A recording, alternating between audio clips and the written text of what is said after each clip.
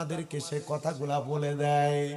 আল্লাহরে বুজুর্গ বান্দা বলে, আমি ওই সময় আমি পুরা কবরবাসীর দিকে তাকিয়ে দেখলাম, ওই কবরবাসীর মধ্যে একটা কবরের মানুষের কবরের মধ্যে নাভি থেকে পায়ের তালা পর্যন্ত চলতেছে আগুনে। আমি দেখলাম রে, ওই মানুষটার নাভি থেকে পায়ের মাথার তালু পর্যন্ত বড় ভালা দেখা যায়। আমি তারে জিগাইলাম, ভাই আপনার এমন অবস্থা কেন? আপনার কেন অর্ধেক অংশ আগুনে জ্বলতেছে আর অর্ধেক অংশ আপনার সুন্দর ভালো আছে? তিনি আমারে ডাক দিয়া কই, অন্য কোনো কারণ না, আমি দুনিয়াতে আসা, দুনিয়া থেকে কবরে আসার সময়, বরজখে আলমে আসার সময় আমি আমার একটা কন্যা সন্তান দুনিয়াতে রাইখে আসছি। যে কন্যা সন্তান আমার জন্য দোয়া করে, আমি আরেকটা কন্যা সন্তান 7 মাসের পেটে আমার স্ত্রীর গর্ভে রাইখে আসছি। ওই কন্যা সন্তানটা বড় অবাধ্য, বড় অপয়া। ওই কন্যা সন্তানটা ইসলামী শরীয়ত অনুসরণ করে চলে না। এই জন্য আমার কবরে অর্ধেক অংশে আযাব আর অর্ধেক অংশ ভালো। আল্লাহর এই বুজুর্গ বান্দা ডাক দিয়া কয়, জগতের মানুষ, আমি তাড়াতাড়ি ওই কবরের সামনে তাকা উইটা এবার আমার ওটার পিঠে চইরা চইরা এই সামদেশের পুরাটা এলাকার মধ্যে তালাশ করতে লাগলাম, কার এমন ঘর যার স্ত্রীর গর্ভের মধ্যে 7 মাসের একটা সন্তান রেখে ইন্তেকাল করছে। কেউ কোনো জবাব দেয় না রে। সামদেশের নদীর কিনারার মধ্যে যাইয়া দেখতে একটা ঘর দেখা যায়, যে ঘরের দরজাগুলা বন্ধ, দরজা বন্ধ বন্ধ। দরজাটার সামনে যাইয়া আসসালামু আলাইকুম বলে সালাম দিছে। 2 বার সালাম দিছে, 3 বার সালাম দিছে, কিন্তু সালামের কোনো জবাব না দিয়া ঘরের দরজাটা খুইলা, আপনারা ভাত খাওয়ার পরে যেই পানিটা থাকে, এই পানিটার আইডা পানি হয়তো বলেন কিনা জানি না, আমরা কুমিল্লার ভাষায় এটার আইডা পানি বলে। ওই পানিটা ঘরের দরজাটা খুইলা আল্লাহর বুজুর্গ বান্দার গায়ের মধ্যে এভাবে ফিক্কা মারছে, মেলা মারছে। আল্লাহর বুজুর্গ কয়, আমি কার ঘরের দরজায় গো আসলাম, যে ঘরের দরজার মধ্যে সালাম দেওয়ার পর জবাব দেয় না, আমার গায়ের মধ্যে পানি নিষেধ করে মেলামেরা পালায়। আমি এবার চলে যাইতে লাগলাম, পেছন থেকে আরেকটা মেয়ে আমার সালামের জবাব দেয়, ওয়া আলাইকুমুস সালাম ওয়া রাহমাতুল্লাহি ওয়া বারাকাতু। আমার সালামের জবাব যখন যাই, আমি পেছনে ফিরা দেখলাম গো, পদ্মাশীল একটা সুন্দর মাইয়া আমার সালামের জবাব দেই, জবাব দেই। আমি জিজ্ঞাসা করলাম, এটাই কি তার বাড়ি যে একটা কন্যা স্ত্রীর গর্ভে রাইখা 7 মাস অবস্থায় মারা গেছে? মায়া ডাক দিয়া কয়, হ্যাঁ, এটাই তো তার বাড়ি, আমরা দুইজনই তো তার সন্তান। আল্লাহর বুজুর্গ বান্দা ডাক দিয়া কয়, জগতের মানুষ, আমি তখন বললাম, তাহলে তোমার আব্বার কবরে আযাব হওয়ার কারণ তুমি মাইয়া, তোমার আব্বার কবরে আযাব হওয়ার কারণ তুমি মাইয়া। মায়া ডাক দিয়া কই, হুজুর, যেই বাপরে আমার জীবনে দেখলাম না, মায়ের গর্ভে রাইখা মা মারা গেছে, আমার আব্বার কবরের আযাবের কারণ বুঝি আমি হয়ে গেছি। হুজুর আপনি বলেন না কেন? বলে, তোমার চলাফেরা উগ্রতার কারণে। এ পর্দার অন্তরালের মা, তোমরা যারা বেপর্দা চলো গো, তোমরা মনে রাখো, তোমাদের বেপর্দার কারণে তোমার বাপ ভাই, তোমার স্বামী, তোমার সন্তান কবরে জ্বলবো। বেপর্দা চইল না, স্বামী ছাড়া পর পুরুষে চেহারা দেখায়ও না, দেবর রে চেহারা দেখায়ও না, রাস্তাঘাটে পর পুরুষে চেহারা দেখায়ও না, মার্কেটে মার্কেটে যে অবাধ ভাবে ঘুরাফেরা কইরো না। মারা গো, তোমার এই অবাধ ভাবে ঘুরাফেরা করা তোমার বাপ ভাই, তোমার সন্তান, স্বামী জাহান্নামীর কারণ। এ দুনিয়ার মানুষ শুনো রে, আল্লাহর বুজুর্গ কয়, মা তোমার এমন বেপরদা বেহায়াপনা চলা উগ্রতার কারণে তোমার আব্বা কবরের আযাবের শিকার। মাইয়া ডাক দিয়ে কই হুজুর আপনি আমারে ওসিয়ত করেন, হুজুর আপনি আমারে তালিম দেন যেন আমার আব্বা কবরের আযাব মাপ পায়। আমি যেই বাপরে দেখছি ওই বাপ যদি আমার কারণে আযাবে জ্বলে তাহলে আমি এটা সহ্য করতে পারবো না। হুজুর কয় মাইয়া দুই কাম করবে, 1 নাম্বার পর্দা, 2 নাম্বার 5 ওয়াক্ত নামাজ। মাইয়া 7 দিন পর্দা কইরা নামাজ পড়া ডাক দিয়ে কই হুজুর আমার আব্বা এবার কেমন আছে বলেন। হুজুর কয় একবার দেখছি এখন তো আর দেখতাম পারতাম না। মাইয়া কোন পেছে পালাইলি, এই পেছের জবাব তো আমি তোরে দিতাম পারতাম না। মাইয়া কয় হুজুর আপনি যদি আমার আব্বার কবরের খবর আগে বলতে পারেন এখন কেন পারবেন না? আমার বিশ্বাস আপনি পারবেন, আপনি আমার একবার বইলা দেন না। হুজুর কয় মা আমি বলতে পারবো না, তবে কেমনে দেখবা সেটা আমি বলতে পারবো। মাইয়া কয় হুজুর কেমনে? কয় বাড়িতে যাইবা তাহাজ্জুদের সালাত পড়বা, 2 রাকাত সালাতুল হাজতের নামাজ পড়বা। সালাতুল হাজতের নামাজ এইভাবে নিয়ত কইরা আল্লাহু আকবার কইয়া দাঁড়ায়া সূরা ফাতিহা অন্য সূরা মিলাইবা, প্রথম রাকাতের সিজদা দিবা, 3 বার সুবহানা রাব্বিয়াল আলা কইরা তোমার যত আশা আছে হাজত আছে সিজদার ভিতরে যে আল্লাহর কাছে বলতে থাকবা। দ্বিতীয় রাকাতের মধ্যে সূরা ফাতিহা পড়বা, 3 বার সূরা ইখলাস তেলাওয়াত কইরা রুকু দিয়া সিজদাতে যাইবা, 3 বার সুবহানা রাব্বিয়াল আলা পড়বা। পরের বারে 3 বার সুবহানা রাব্বিয়াল আলা পড়া তোমার মনে যত হাজত আছে, যত আশা আছে, যত ইচ্ছা আছে তা সিজদাতে বলবা। খোদার কসম রে তাশাহুদ পড়া দুরূদ ইব্রাহিম পড়া দোয়া মাসুরা পড়া সালাম ফিরাইবা।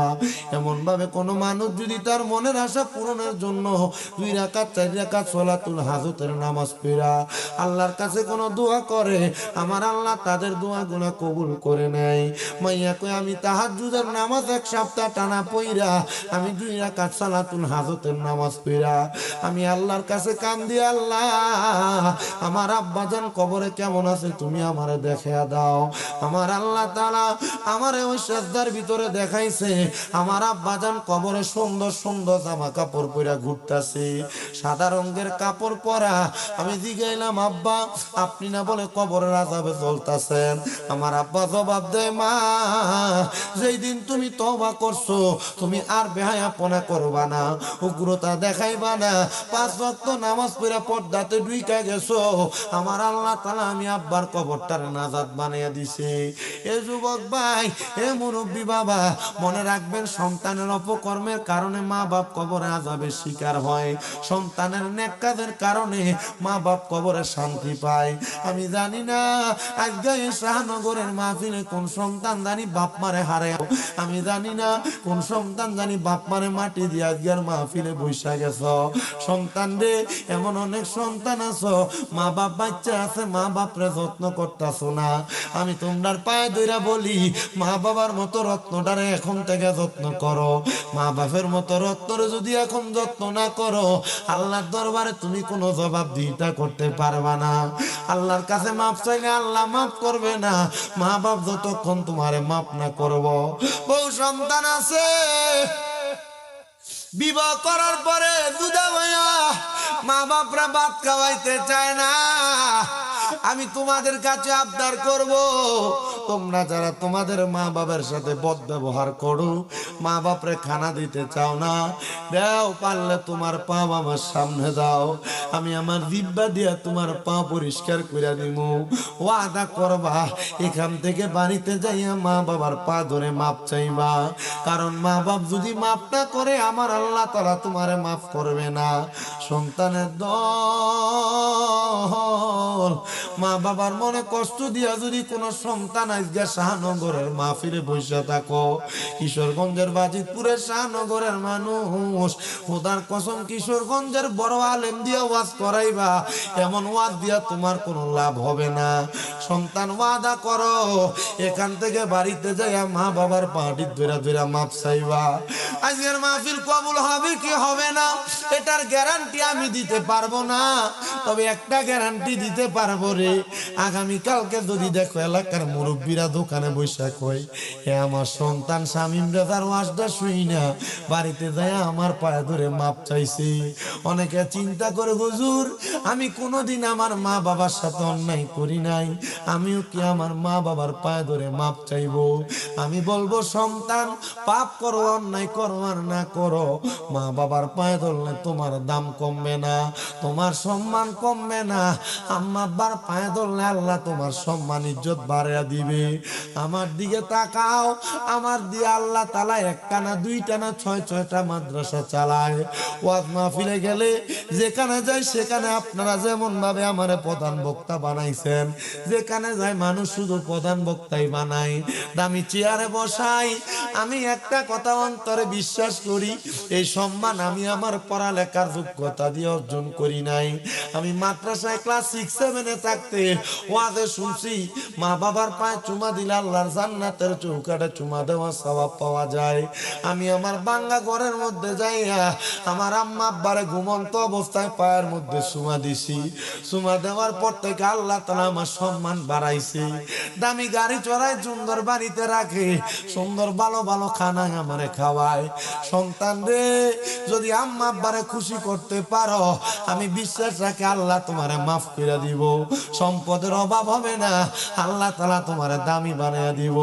কিন্তু অনেকে চিন্তা করে, হুজুর যারার বাড়িতে আব্বা আছে তারা বাড়িতে যায় আব্বার পায়ে ধরে মাপ চাইবো, হুজুর যারার বাড়িতে মা আছে তারা বাড়িতে যায় মার পায়ে ধরে মাপ চাইবো।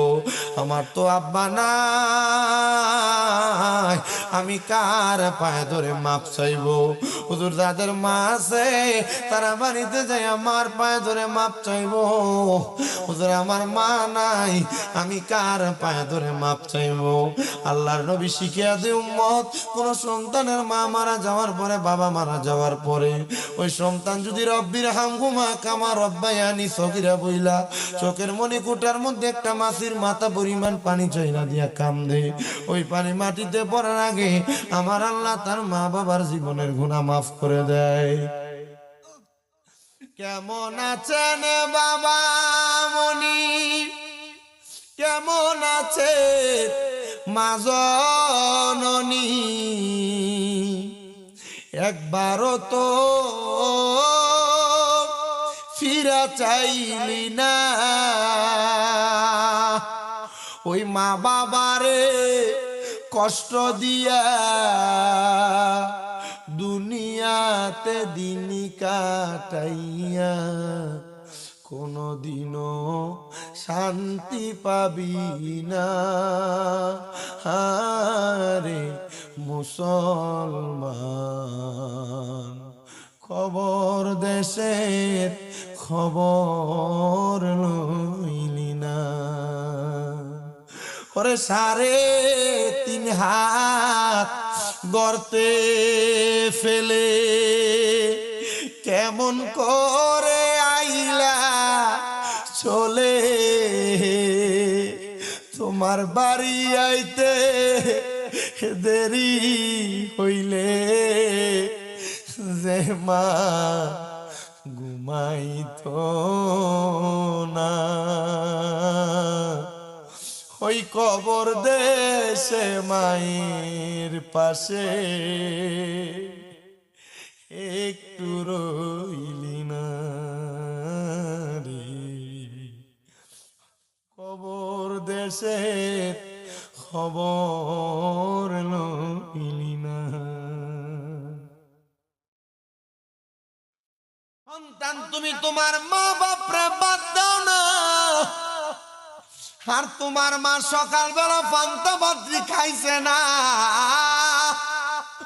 মা চিন্তা করছে আমার পুতে বন্ধে থেকে খেতের থেকে আইলে পান্তা ভাত খাইলে তার কলজা ঠান্ডা হইব। আজকে ওই মা কবরে আগে 1 বেলা 2 বেলা খানা না খাইলে মা বারবার ডাক দিয়া বলতো, ফুট খানা দি খাস না, পেটটা দি পিঠের সাথে লাইগা রইছে। এখন 2-3 বেলা খানা না খাইলে কেউ খবর লয় না মা কবরে। জানেন নি রে, আমার মা 7 মাসের মতো অসুস্থ, পিএলআইডি অপারেশন হওয়ার কারণে বিছানাতে পড়া রইছে।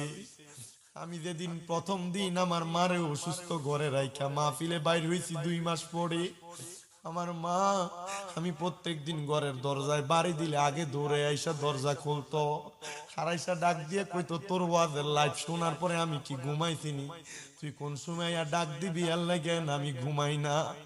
যেদিন আমি প্রথম যাই অসুস্থ মা থাকার পরে ঘরের দরজা বাড়ি দিছি, আমার মা ঘুম থেকে জাগ্রত হইয়া ডাক দিয়া কইছে আইতাছি রে। এরপরে আমি দেখছি আমার আব্বা ঘরের দরজা খুলে দেওয়ার পর আমার মা কাঁদতাছে। আমি জানি দেই মা আমারে প্রত্যেক সময় দরজা খুলে দিত, এখন দরজা খুলে দিতে পারে না বিধে আমার মার মনে বড় কষ্ট। আল্লাহর কসম কইরা কই, আমি ঘরে গেলে তখন দেখে আমার মা ল্যাংরা ল্যাংরা হাঁটে, আমার কাছে বড় কষ্ট লাগে। আমি কইছি আল্লাহ, কেউ যদি আমার আইসা কইতো আমার কলজাটা কেটে দিলে আমার মাটা আমার সামনে আগের মতো ঠিক করে হাঁটবো, আল্লাহ আমি আমার বাড়ি গাড়ি বিক্রি করে দিতাম, আমার নিজের কিডনি বিক্রি করে হইলো আমার মাটার হাঁটার ব্যবস্থা করে দিতাম। আমি সব সময় আমার মারে বারবার কই মা কি খাইবেন, কি লাগবে আপনি একবার বলেন। আমি আল্লাহর কাছে বারবার দোয়া করছি, ডাক্তারে কইছি ডাক্তার দেখেন না, 5-10 লাখ টাকা লাগলে আমার মা নিয়ে আবার আগের মতো হাঁটে। ডাক্তার শুধু কইছে শামীম সাহেব টাকা দিয়া সব কিছু হয় না, একটু ধৈর্য ধরেন, আল্লাহ তাআলার কাছে দোয়া করেন, আল্লাহ তো 7 মাসে আপনার মারে অনেক উন্নতি দান করছে। আমি কইছি আল্লাহ, যে 10-15 লাখ টাকা আমি আমার মার জন্য ব্যয় করবো নিয়ত করছি, আপনি তাড়াতাড়ি আমার মাটারে সুস্থ করে দেন। আমি আমার মা সুস্থ হইলে আমার মা বাপ বাইরে লই আমি মক্কা মদিনা যামু, মক্কা মদিনা যে আমি হজ করে আমু। সন্তান তোমরা যারা বাপ মা বাইসা রইছে তোমরার পায়ের মধ্যে ধইরা বলি, তোমরা যারা চিন্তা করো মা বাবা জাগা জমি বেচা যদি হজে যায় আমার সম্পদ ভাগে কম পড়ব, তুই বোকা, তোর মতো বোকা আর কেউ নাই। মনে রাখিস রে, জাগা জমি বেচা তাড়াতাড়ি মা বাপরে মক্কা মদিনা পাঠা। মা বাপ যদি মক্কার কাবা ঘরের মধ্যে যাইয়া কাবা ঘরের গিলাপ ধইরা তল লাগা দোয়া করে, যে জায়গা বেচা মা বাপ হজে যাইব এর চাইতে 10 গুণ 100 গুণ বেশি সম্পদ আল্লাহ তরে দান করব। আমি আপনাদের সবার কাছে আবদার জানাই, মা বাপ বাচ্চা থাকলে আপনি সম্মান করেন, ইজ্জত করেন, তাজিম করেন, দেখবেন আমার আল্লাহ তাআলা আপনারে দামি বানাইয়া দিব, আল্লাহ তাআলা আপনারে দামি বানাইয়া দিব, আল্লাহ তাআলা আপনারে দামি বানাইয়া দিব, আল্লাহ তাআলা আপনারে দামি বানাইয়া দিব। আপনার ইবাদতের বরকতে আল্লাহ তাআলা আপনার মা বাবারে কবরে নাজাত দান করব। যাদের মা কবরে বাবা কবরে আপনার নামাজ পড়বেন 5 ওয়াক্ত, আপনার মা বাবা শান্তি পাবে। আপনার হাত দিয়া দান সদকা করবেন, আপনার মা বাপ কবরে শান্তি পাবে। আপনার মা বাবার বয়সী মুরব্বীদেরকে খাওয়াইবেন, মা বাবার বয়সী মুরব্বীদেরকে পড়াইবেন, দেখবেন এরা শান্তি পাবে। আবদার জানাই, আবদার জানাই, যদি আপনারা দুনিয়া আখিরাতে শান্তি চান, আপনারা আপনাদের মা বাবার প্রতি সম্মান তাজিম করবেন। যে বাচ্চারা তোমরা সামনে বসে আছো, তোমাদের মা বাবা তোমাদেরকে কোনো কিছুর জন্য পাঠাইলে, দোকানে যাইতে বললে, কোনো কাজের জন্য যদি তোমাকে আদেশ করে তুমি পারতাম না বইলা মেলা মেলা মাপ মার কথা ফালাইয়া দাও।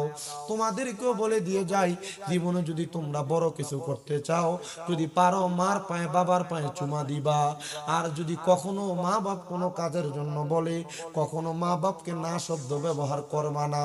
আগে মা বাপকে বলবা, হ্যাঁ আম্মু আব্বু আপনি আগে যেটা বলবেন সেটা করব, তারপরে আমি আমার কাজে যাব। আমি এখনো মাঝে মাঝে চিন্তা করি, আমি যে আমার অসুস্থ মারে ঘরে ফালাইয়া দিয়া মাহফিলে চলে আসি, আল্লাহ নিয়ে এটার কারণে আমারে কোনো সময় আটকায়া ফালায়। আল্লাহ নিয়ে আমারে প্রশ্ন করে, শামীম দাদা মারে অসুস্থ ফালাইয়া বাড়ির থেকে বাহির হইয়া মাহফিলে চলে আসছো। আমি আমার মারে কইছি, মা আমারে বদদোয়া দিয়েন না, দেখবেন আল্লাহ তাআলা আপনারে সুস্থ করব। আপনারা আপনাদের মা বাপরে ধমক দিয়েন না, কিন্তু জানেন আমি আমার মা বাপরে অসুস্থ হওয়ার পর আমি আমার মারে ধমক দেওয়া লাগি। আপনারা ধমক দেন মা বাবার সাথে রাগ কইরা, আমি আমার মারে ধমক দেই টাইম মতো ওষুধ খায় না এই জন্য, আমার মা টাইম মতো খানা ঠিক মতো খায় না এই জন্য, আমার মা ঠিক মতো হাঁটা চলা করে না এই জন্য, আমার এক ওস্তাদ রিজিক জিগাইছি হুজুর গুনাহ হবে নি? হুজুর কয় কোমলতার সাথে ধমক দিও। আমি কইছি হুজুর আমি যে আমার আম্মা জানের সাথে কত কষ্ট কইরা কইরা এত কথা বলি, আমার মার মনে হয়তো কষ্ট যায়। আমি আমার আম্মা জানলে অসুস্থ অবস্থায় যেদিন বিছানাতে আলগি দিছি, আমি দেখছি আমার মার চোখটি বায়া বায়া পানি পড়তাছে। আমি জিগাইছি আপনি কান্দেন কেন? আমার মা শুধু জবাব দিছে, তুই তো নিজের লুঙ্গিটা পর্যন্ত গোসলের পরে আমি ধুইতাম না, আমার আম্মা ধুইয়া দিত। আমার মা শুধু জবাব দিতে, তুই সন্তান আমার লাগে কত কষ্ট করতাছ, আমার লাগে তোর আর এত কষ্ট। কিন্তু আমার মা তো হয়তো বুঝছে না রে, আমি সন্তান আমার মার লাগে কষ্ট করি বিদে আল্লাহ আমারে দামি বানাইছে, আল্লাহ আমারে সম্মানিত বানাইছে। আমি যে সম্মান পাওয়ার যোগ্য না, আল্লাহ আমারে তার চাইতে হাজার হাজার লাখ লাখ কোটি কোটি গুণ সম্মান দিছে। আপনারা বলে দুনিয়া এবং আখেরাতে বড় হওয়ার জন্য মা বাবার খেদমত বেশি বেশি করার দরকার আছে না নাই? মা বাবারে ধমক দিও না, জুদা থাকলে পায়ে ধরে মাপ চাই আজকেই তোমার ঘরে নিয়ে আইসো। আল্লাহ যেন মা বাপরে মাফ করে দেয়। ফেরেশতোं की सलामी देने वाले फौज पड़ती थी, जनाब सैयदा हजरत माँ आमिना सुनती थी ए आवाज। জায়গায় গীবত হয় ওই জায়গাটা ত্যাগ করে তোমরা সেখান থেকে চলে আসবে। এবার বলেন না গীবত শোনাও যাবে না, গীবত বলাও যাবে।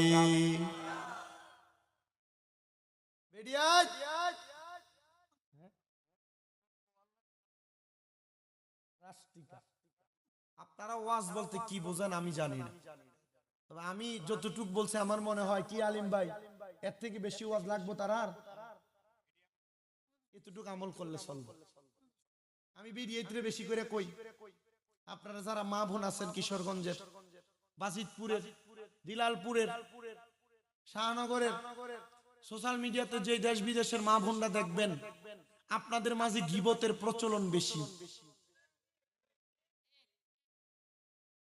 আপনি ঠিক কইলেও ঠিক, না কইলেও ঠিক, গীবতের প্রচলন বেশি মা বোনের কাছে। মা বোনদেরকে আমি বারবার করে বলছি, আমি চাই না আমার কোন মা বোন জাহান্নামে যাক। আমি আসার সময় আমার এক লোক বলতেছে হুজুর গত বছর ওয়াজের কারণে মানুষ আপনার উপর সন্তুষ্ট বিদা মানুষ আসছে। আমি কইছি আমার ওয়াজ তো বেড়াইত বেশি হনে না, আমার ওয়াজ হনে বেরিয়েছে, আসলে বেরিয়েছে হনে, বেরিয়েছে আমার ওয়াজ বেশি হনে, ভক্ত বেশি। আমার আম্মা অসুস্থ হওয়ার পর কত মহিলা আমার বাড়িতে আমার আম্মারে দেখতে গেছে, এটা আল্লাহর বরকত। মহিলা কি বেশি নাকি বাবু বেরিয়েছে আমার বদ্ধ দিস না। আমি চাই না আমার কোন মারা দুজকে যাক। আপনি কখনো আপনার অন্য জালের ব্যাপারে আরেক জালের কাছে বদনাম বলবেন না। আপনি কখনো আপনার স্বামীর ব্যাপারে অন্য জনের কাছে বদনাম বলবেন না। আপনি কখনো আপনার আরেক ননদের ব্যাপারে আপনি কারোর কাছে মন্তব্য করবেন না। নিজে ননদ হওয়ার পরে আপনি আপনার ভাইয়ের বউয়ের বদনাম করবেন না। কেন? এগুলো আপনাকে জাহান্নামী বানাবে, যেটা বেশি বেশি হয়। আর বেরিয়াতে একটা সালাকি দিয়ে শিখিয়ে দিয়ে যায়। তোমার এলাকার ভিতরে এমন বহুত বেরিয়েছে, এলাকা ভিত্তিক কয়েকজন থাকে, বাড়ি বাড়ি প্রত্যেক বাড়িতে এমন একটা করে প্যাসেঞ্জার আর প্যাসেঞ্জার থাকে, থাকে না? এমন দুই একটা করে থাকে দেখবেন বাড়ি বাড়ি। বইন তোমার একটা সালাকি শিখিয়ে দিয়ে যায়। সালাকিটা হইলো তোমার কাছে যদি আয়া কোন সময় কোন বেডিন নামে আয়া যদি বদনাম করে তাহলে তুমি তারটা শুনবা, কিন্তু তার কাছে কিছু কইস না।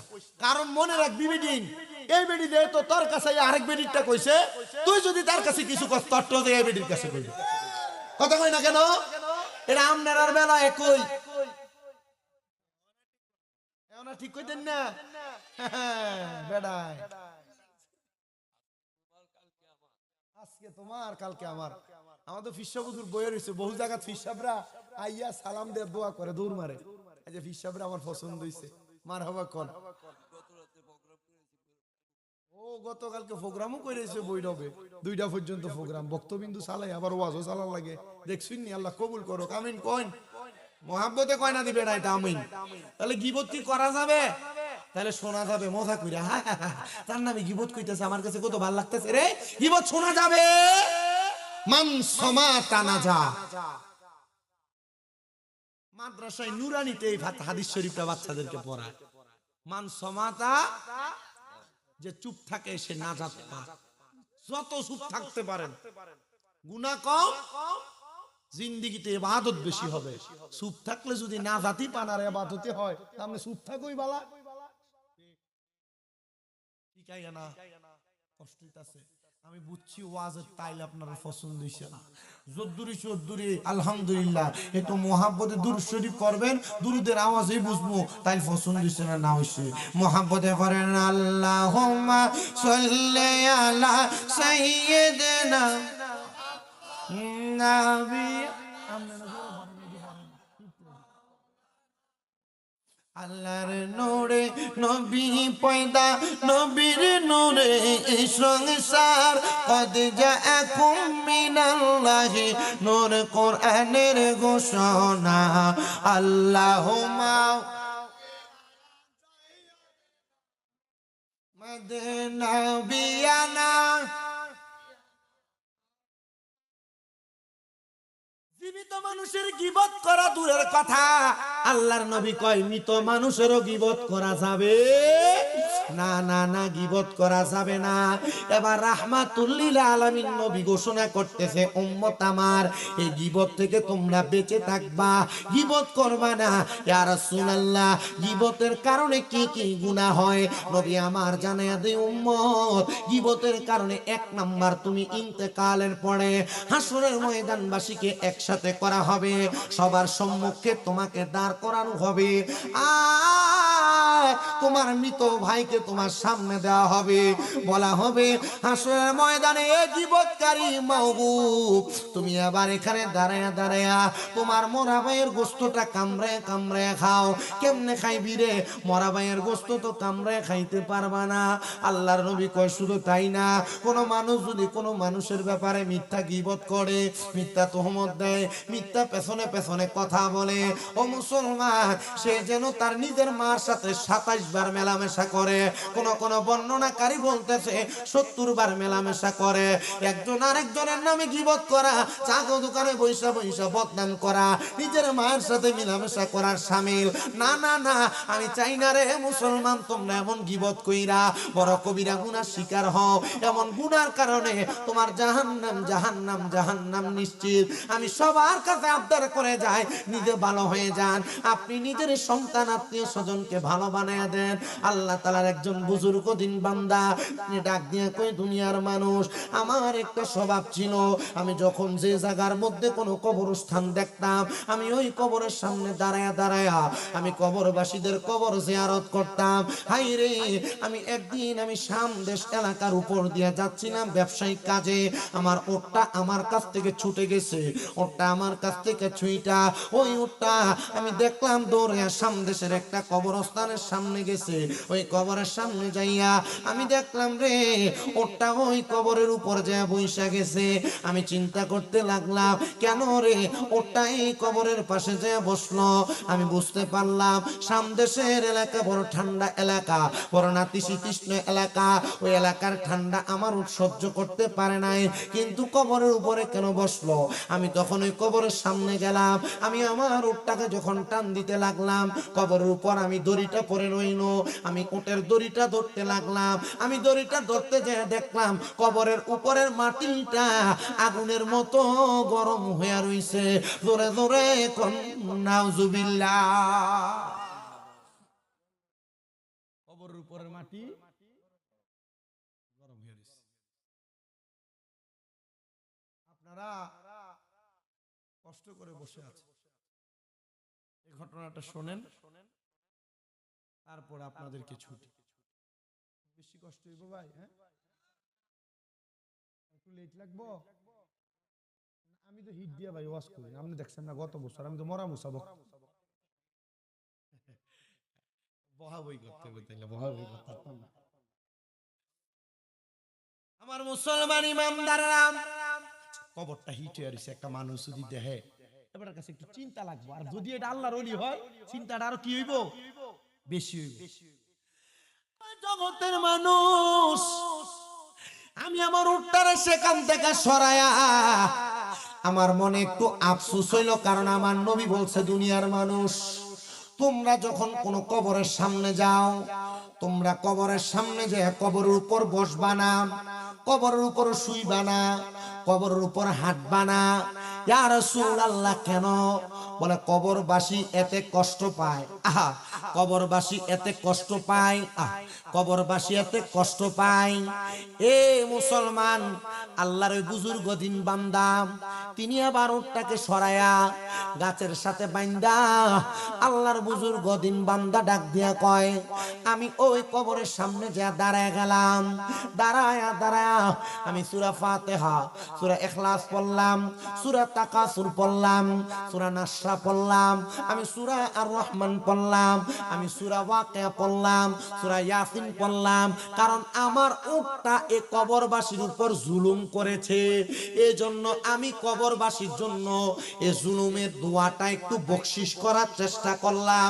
আমি যখন এই সূরা কেরাতগুলা পড়লাম, কইরা কবরবাসীটার জন্য দোয়া করতে লাগলাম। আমি বলতে লাগলাম, ও আল্লাহ পাক রব্বুল আলামিন, আপনি কবরবাসীকে মাফ করে দেন।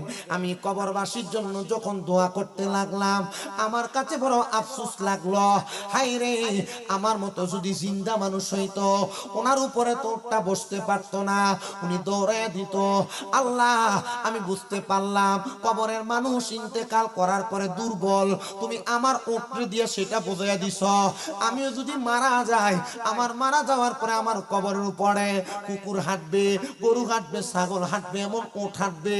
আল্লাহ, তুমি আমাকেও দুর্বল বোঝাইয়া দিলা। আমি এমন ভাবে চিন্তা কইরা কবরের সামনে কাঁদতে কাঁদতে বেহুশ হয়ে গেছি। দুনিয়ার মানুষ, আমি যখন কাঁদতে কাঁদতে বেহুশ হয়ে গেছি, এমন টাইমে আমি দেখছি রে, আমি দেখছি যে কবরের সামনে আমি লাচার হয়ে পয়রা রইলাম, ওই কবরবাসীটা আমার কাছে আইসা আমার মাথাটার মধ্যে হাতটা বুলিয়া দিতাছে, আর ডাক দিয়া কয়, বুজুর্গ, তোমার জন্য আমার অন্তর থেকে দোয়া, তোমার জন্য ওয়া মাগফিরাতুহুমা, আমার পক্ষ থেকে দোয়া। বলে কেন গো, তুমি না কবরে ছিলা, তুমি আমার জন্য কেন দোয়া করো? বলে আমার আল্লাহ তাআলা আমার কবরের মধ্যে অধিক পরিমাণ আযাব দিতেছিল, কিন্তু তোমার উটটা যখন আমার কবরের উপর আইসা বসছে, তুমি আইসা যখন আমার কবরটার একটু গরম উত্তপ্ত দেখলা, তুমি তো দোয়া করলা, আমার আল্লাহ তাআলা তুমি বুজুর্গর দোয়ার বরকতে আমার কবরের আযাব মাফ করে দিছে। মুর্শিদ আমার আল্লাহর বন্ধু, কোন ও সন্দেহ না আয়ো রে, আমি মুর্শিদ নামে বড় ও শান্তি পাই। গাউসে পাক আমার আল্লাহর বন্ধু, কোন ও সন্দেহ না আয়ো রে, আমি মুর্শিদ নামে বড় ও শান্তি পাই, আমি মুর্শিদ নামে বড় ও শান্তি পাই। কবে জানি আসবে সময়, আমি পাইব ও মুর্শিদ চরণ রে, আমি বাজার নামে বড় ও শান্তি পাই। দয়াল খাজায় আমার আল্লাহর বন্ধু, কোন ও সন্দেহ না আয়ো রে,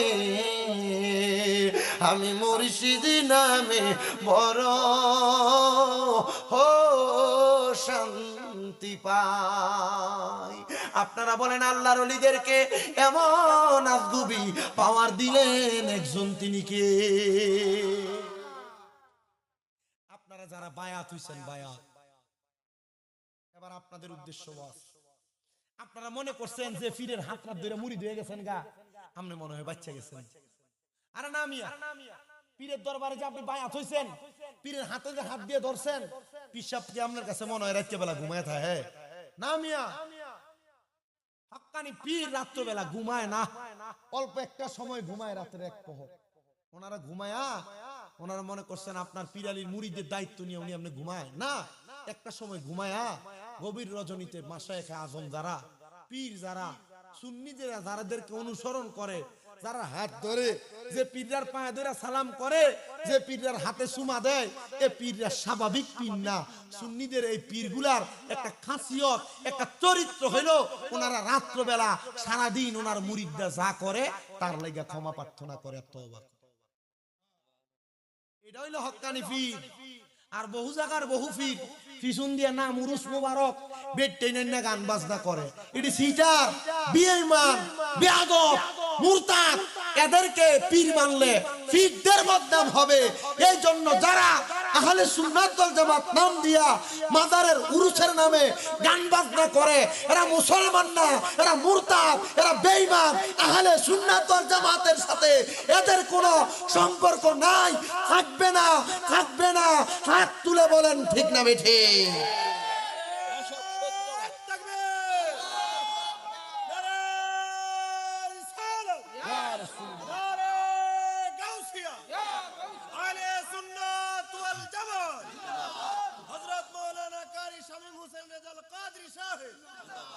নাম দিছে উরুস মুবারক, বেরিয়ে নিয়ে গান বাজনা করে। কথা কোন নাকি আছে না নাই? আমরা ঠিক করবেন কেমনে? কারণ আপনারা এইটার আগের কাতারের মুসল্লি।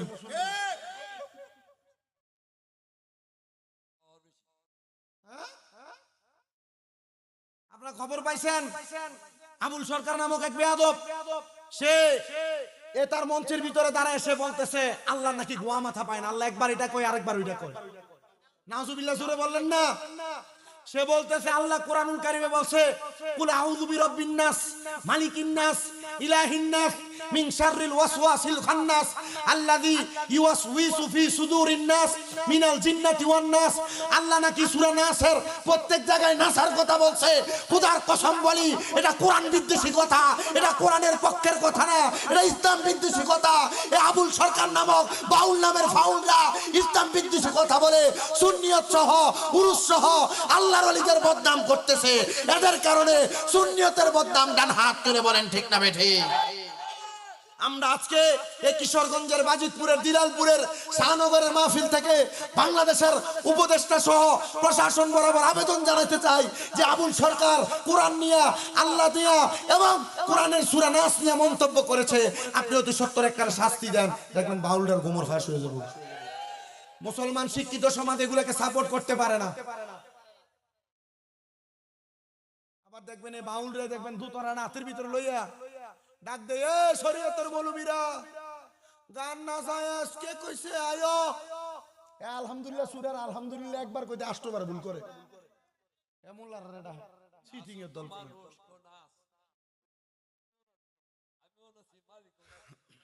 আমরা চিন্তা করছি দুনিয়া কত গোমরাতে গেছে।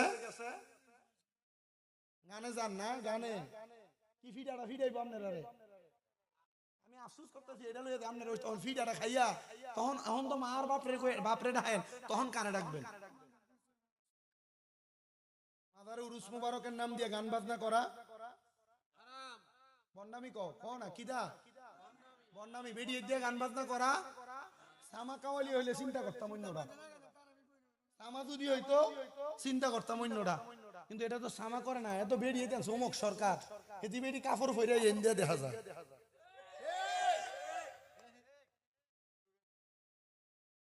এগুলা শরীয়ত পরিপন্থী, শরীয়ত বহির্ভূত কাজ, এমন কাজে যাবেন না।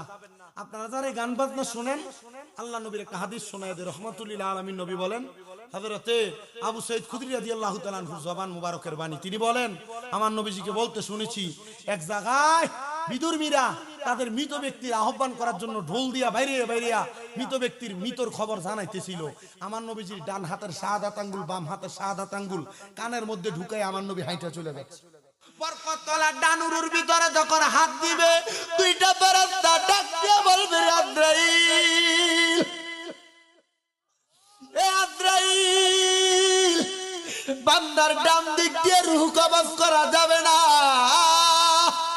বলে কেন রে?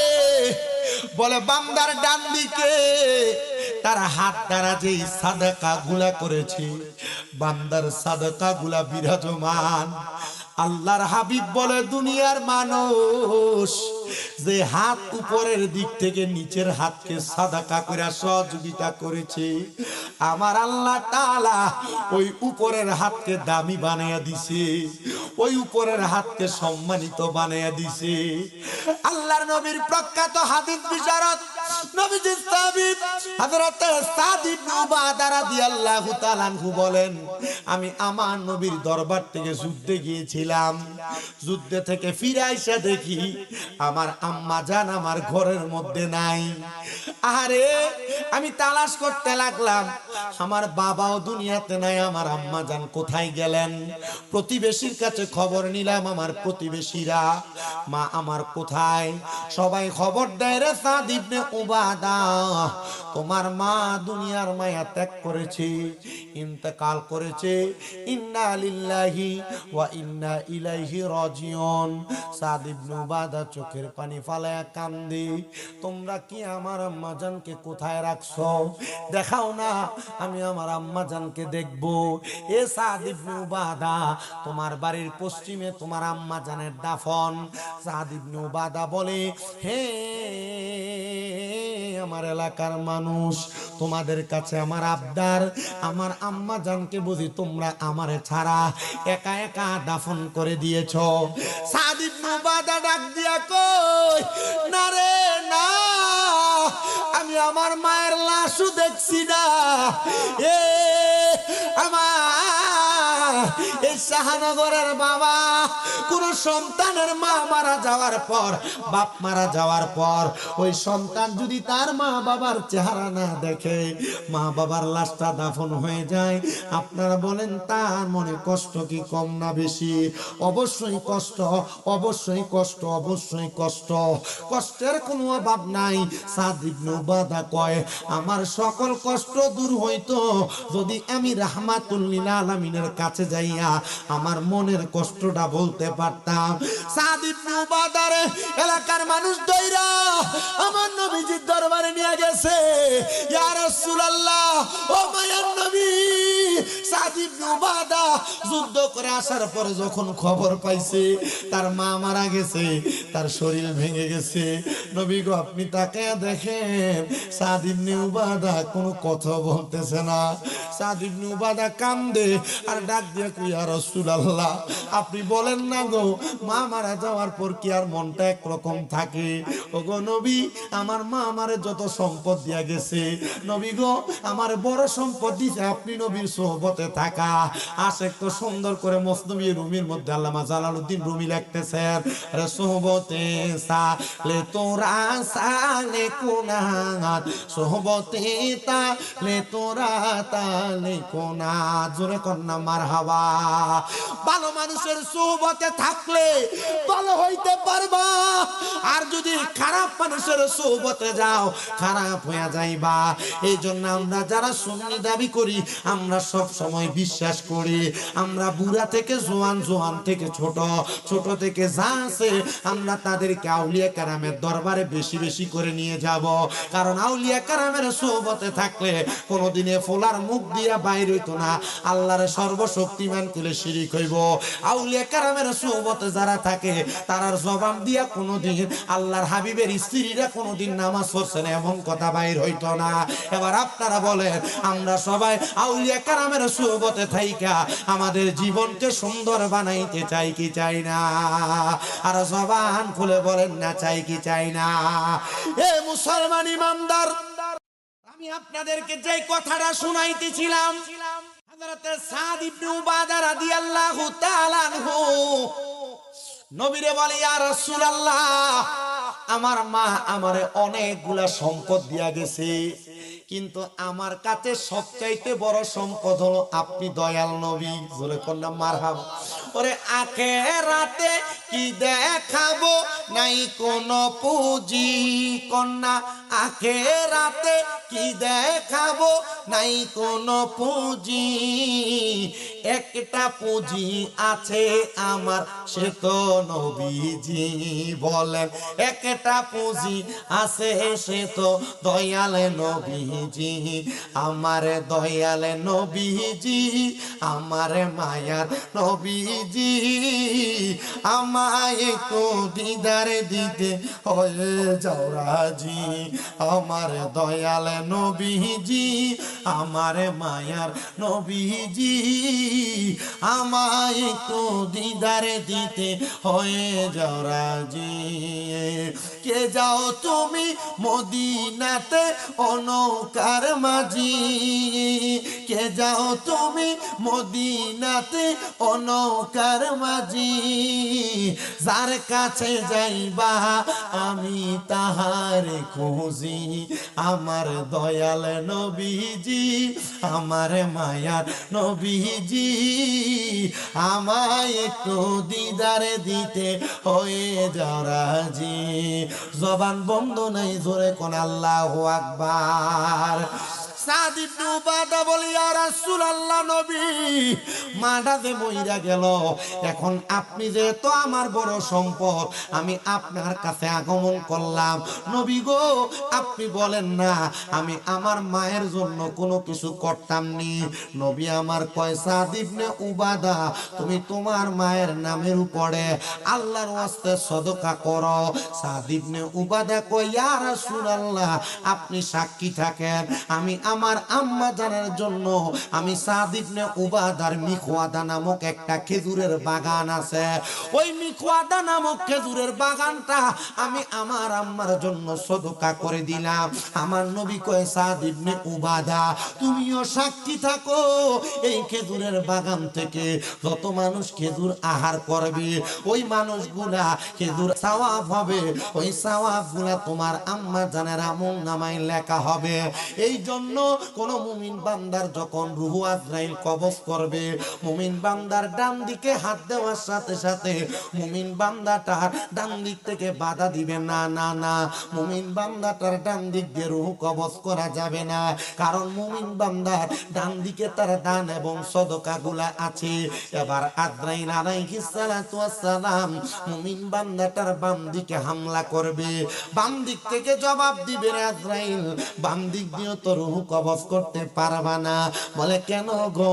বলে মুমিন বান্দাটা তার বাম হাত সহ প্রত্যেকটা জায়গায় অঙ্গ প্রত্যঙ্গে তার আম্মা জানের বুকের সাথে লাগা ছিল, সে তার আম্মা জানের বড় খেদমত করেছে, সে তার আব্বা জানের বড় খেদমত করেছে। এই জন্য মুমিন বান্দার রূহ তোমরা বাম বাহু দিয়া বের করতে পারবা না।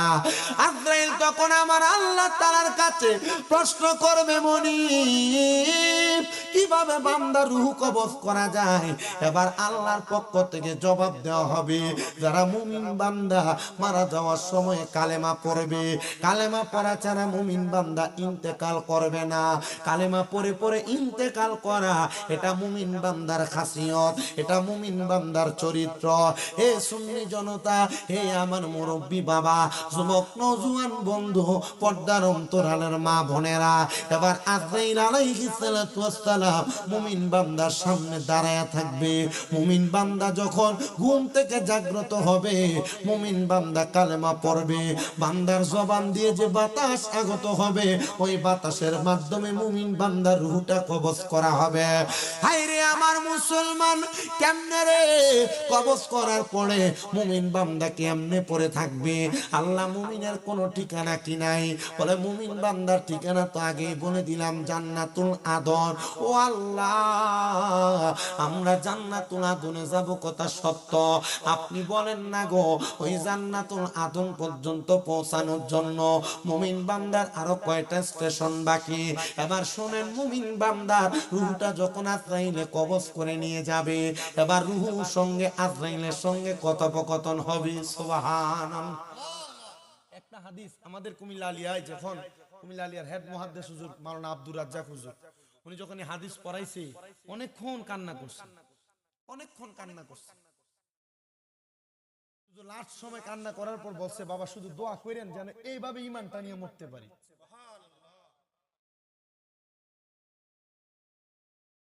মানুষ মরে যায়, মারা যাওয়ার সময় বিছানায় প্রস্রাব পায়খানা করে দেয়। কত মানুষ মরে যায়, মরে যাওয়ার সময় বিছানার মধ্যে ছটপট করে, চোখের পানি চোখ উল্টাইয়া দেয়। কত মানুষ মারা যায়, মারা যাওয়ার সময় জিহ্বায় কামড় দিয়া দেয়। কত মানুষই তো মারা যায়, মারা যাওয়ার সময় নাকে মুখে দিয়ে রক্ত বের হয়। আল্লাহ, আমরা কিভাবে মরবো? কত মানুষ মারা যায়, মারা যাওয়ার সময় ঘাড় শক্ত হয়ে যায়, রক্ত ছিঁড়ে যায়। আমরা এভাবে মরবো না। আল্লাহ, আমরা মুমিন হয়ে মরতে চাই। বলে মুমিন হয়ে মরার ঠিকানা, মুমিন কিভাবে মরবে আমার রাসূল তোমাদেরকে দেখিয়ে দিচ্ছে। মুরব্বীরা দাড়ি পাইকা গেছে, যুবক ভাইরা বয়স শেষ হয়ে গেছে। আপনি মনে করতেছেন আপনার বয়স বাড়তেছে, 19 থেকে 20 হয়েছে, 21 থেকে 22 হয়েছে, বয়স বাড়ে নাই, বয়স কমছে।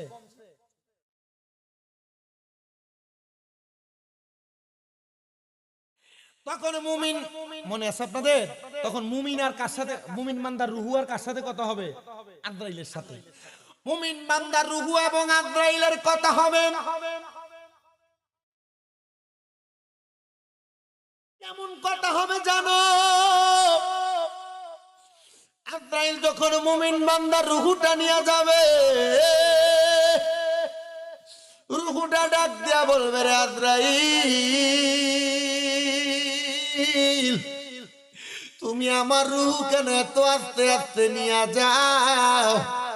তুমি যদি জানতা আমার জন্য আল্লাহ তাআলা কত বড় নিয়ামত রেডি করে রাখছে, তাহলে তুমি আমার এত তাড়াতাড়ি আস্তে আস্তে নিয়ে যাইতা না, তুমি আরো তাড়াতাড়ি নিয়ে যাইতা।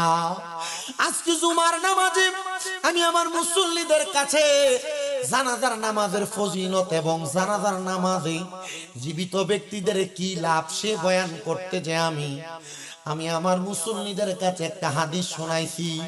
যে হাদিসটা হযরত আলী ইবনে আবি তালিব রাদিয়াল্লাহু তাআলা বর্ণনা করেন। তিনি বলেন, আমি আমার নবীর সাথে একটা সাহাবায়ে কেরামের দল নিয়ে সামনের দিকে হাঁটতেছিলাম। এমন টাইমে আমরা একটা মৃত ব্যক্তির লাশ দেখলাম। সাহাবায়ে কেরাম তারা আফসোস করে বললেন, লোকটা বড় ভালো ছিল, আমার নবী কয় কবুল হয়ে গেছে। এবার তারা আরেকটু সামনে যাওয়ার পর তারা দেখতে পাইলেন আরেকটা লাশ দেখা যায়। তারা বললেন, এই ব্যক্তি বড় বরবাদ ছিল, খারাপ ছিল। আমার নবী বললেন কবুল হয়ে গেছে। নবীর সঙ্গে নবীর সাহাবী হযরত ওমর ইবনে খাত্তাব রাদিয়াল্লাহু তাআলা আনহু ছিলেন। ওমর ইবনে খাত্তাব বলে, সাহাবায়ে কেরাম, আমার নবী দুইবার যে কবুল হয়ে গেছে শব্দটা ব্যবহার করছে, তোমরা কি আমার নবীর কথাটার বেদরা বুঝছো? বলে, না না না, আমরা তো বুঝি নাই। এ সাহাবায়ে কেরাম, আমার নবী যেই প্রথম ব্যক্তি সম্পর্কে কবুল হয়ে গেছে বলছি, তোমরা লোকটার সম্পর্কে ভালো কথা বলছো, এই জন্য আমার নবী বলেছেন লোকটার জন্য জান্নাত কবুল হয়ে গেছে। জবানটা খুলে জোরে জোরে কন্যা সুবহানাল্লাহ।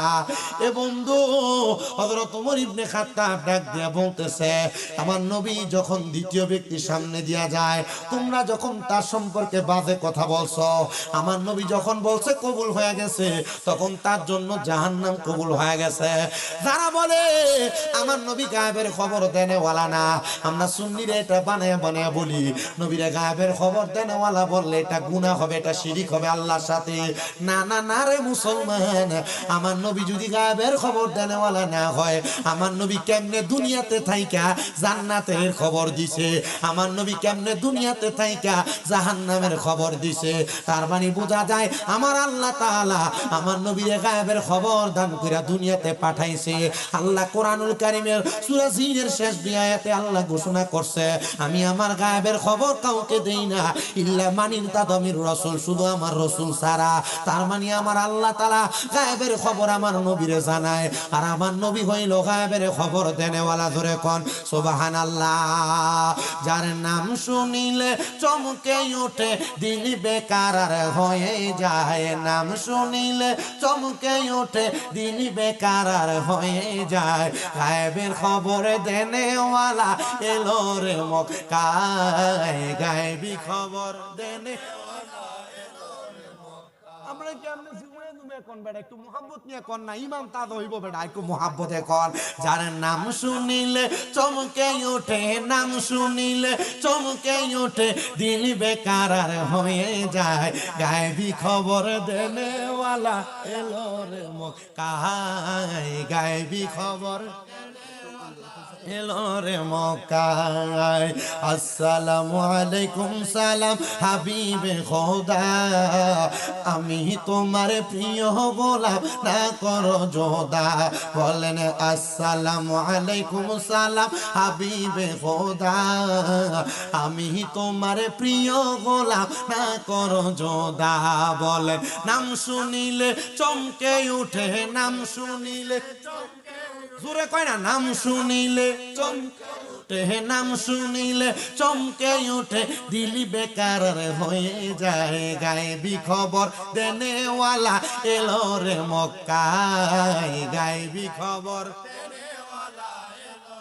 ওরে নবী যখন আসতেন দৌড়ায় অন্ধকারে ছিল দৌড়ারে আর ওই নবী যখন আসতেন দৌড়ায় অন্ধকারে ছিল দৌড়ারে হায়রে নবীর নূরে আলোকিত তামামি জাহান বলেন নবীর নূরে আলোকিত তামাম জাহান গায়েবী খবর দেনে এই জগৎ আলোকিত হয়েছে কান নূরে জোরে কজোরে কন্যা কান নূরে নবীন নূরে জগৎ আলো হয়েছে বিশ্বাস আসেনি বিশ্বাস আছে তো ইমান আছে বিশ্বাস না ইমান শেষ তালাক বেশি উপরে ক্লাসের কিতাব পড়া লাগবে না তাফসিরে জালালাইন পড়ে কথা কয় না বেটা নবীন নূরে জগৎ আলো বানাইছে কে আচ্ছা আল্লাহ যদি বানায় মুল্লারে এত ফতোয়া কি লাগা সম্রাট টেহা ভাইতো না আরে বুঝছে না নবীর সম্মান আজমত গেলে সম্রাট টেহা লাগে না টেহা গায়ে বিভাবে হয় মারহাবা কয় না বেটা আরে মিয়া আমি আপনাদের দোয়া আপনারা জানেন না আমার কয়টা মাদ্রাসা এই সবগুলা মাদ্রাসা যে চলে টেহা কি আমি এডি তালাশ করে আনা লাগে ছেলে মেয়ের বাপ মাও টেহা দেয় গত পরশুদিন ওই কইলো না জামালউদ্দিন তাহিরি এর লোকে যে মাহফিল ছিল ওই না প্রধান বক্তা আমি একটা কইরা এনে গেছিলাম আমি মাহফিল করে আইছি আলহামদুলিল্লাহ এক লোকে বস্তাত বইরা চাউলাইন না গাড়ির পিছনে দিয়া কইছে আপনার মাদ্রাসা ফলাইন দেখা ভাইয়েন টেহা সায়া সায়া মন লাগবো এমনি মানুষ টেহা লয়ে বয়ে থাকে মারহামা ক বেটা একটু মোহাব্বতে কনে গায়েবী খবরে দেনেওয়ালা এলো রে মক্কায় গায়েবী খবর রে মক্কায় যাহার নাম শুনিলে নাম শুনিলে চমকে উঠে দিল বেকার হয়ে যায় গায়েবী খবর দেনেওয়ালা এলো রে মক্কায় গায়েবী খবর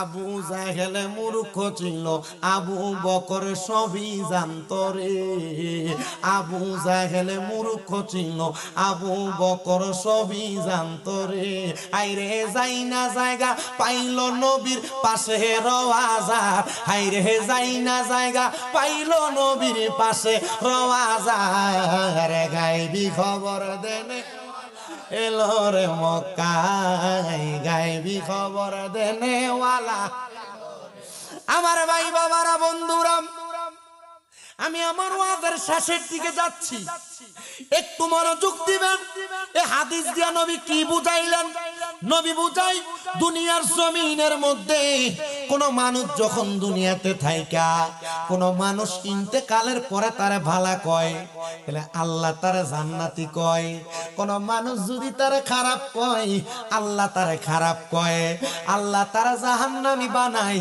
এবার আল্লাহ নবীর আরেকটা হাদিস আমি আজকে আপনার মসজিদে জুমাতে পড়াইয়া শোনাইছি আপনারা যারা সোশ্যাল মিডিয়ায় ওয়াজ মাহফিল শোনেন আমার মাহফিলের ওয়াজের চাইতে একটু চেষ্টা করবেন আমার জুমার বয়ানগুলা শুনতে কারণ আমি জুমার বয়ান করার আগে কমসে কম 30-40-50 মিনিট আগে মুতালা করে তারপরে জুমা পড়াই মানে একটা মাদ্রাসায় ক্লাস করাইলে যে কষ্ট হয়, জুমার বয়ান করতে আমার সে কষ্ট হয়, একটু পড়ালেখা করে জুমার বয়ান করা লাগে। তা আমি জুমার বয়ানে আল্লাহর নবীজির প্রখ্যাত হাদিস বিশারদ হযরতে মুসাইলামা রাদিয়াল্লাহু তাআলা আনহুর একটা হাদিস আমি শোনাইলাম।